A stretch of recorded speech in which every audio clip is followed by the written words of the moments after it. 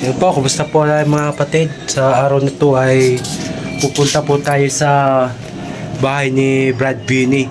Susunduin po natin siya kasi dadalo po kami ng Thanksgiving lokal ng Rosario. Siya po ay isang kapatid po na bulag. So every pagkakatipon, Thanksgiving, prayer meeting, sa worship service, ako po yung sumusundo sa kanya kasi di po kasi po siya nakakita, kaya yon bilang obligasyon po na isang kapatid, ako na po yung nag-ano sa kanya, hatid sundo. Ano po ako sa kanilang bahay.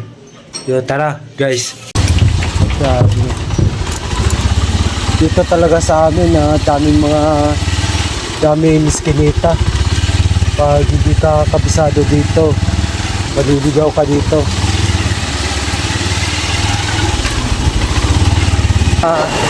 Malapit na tayo sa bayan ng Rosario. Ito pala yung bayan ng Rosario. Ayun o. Kita mo naman, di ba? Ayun. Yun ang Puyo Plaza. Guys, yung nakita mo yung arko na yan. Yan o, yung arko na yan. Yan. Yung arko na yan. Yan po yung boundary. Boundary ng Rosario, Noveleta. Dito na po tayo sa Noveleta. Papasok na po tayo sa mga iskinita. Dito po tayo sa Itsayan.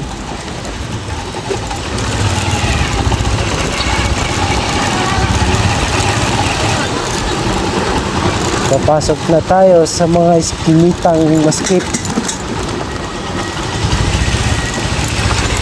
Yan, dito na tayo.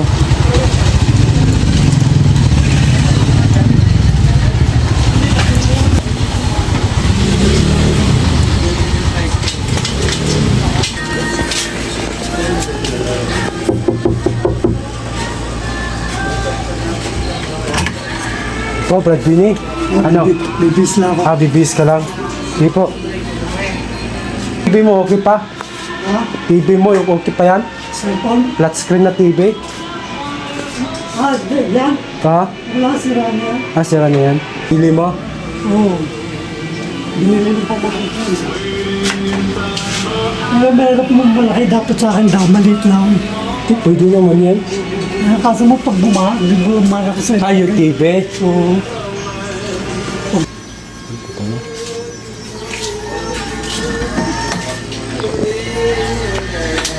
Hinihika ka pa rin? Hindi naman. Awalan ko. Tara.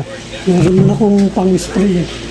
Pag nararamdaman ko Dandahan din eh. ang motor ko, hindi na nagagamit eh. Akala ko si anong gagamit yan. Tara. Yes, umuna ka lang sa akin.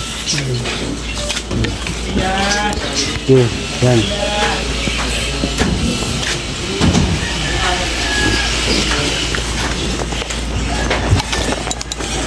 Yan.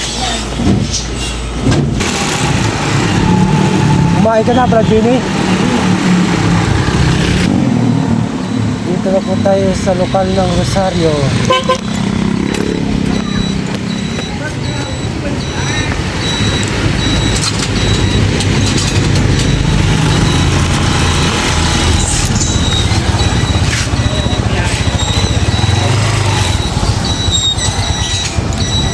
Brad, malungkot Brad oh. Malungkot.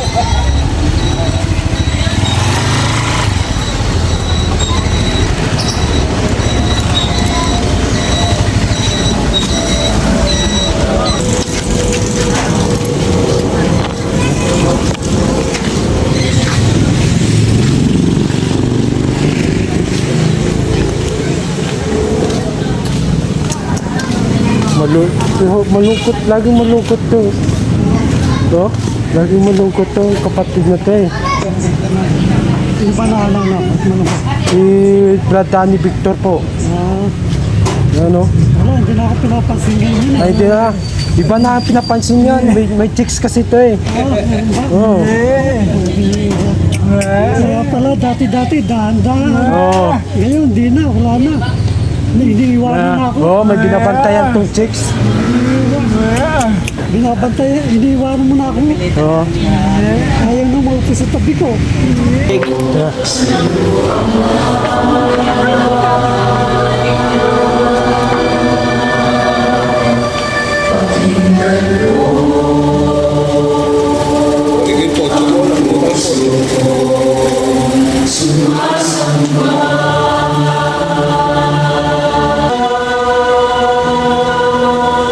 Sarap dito, mahangin.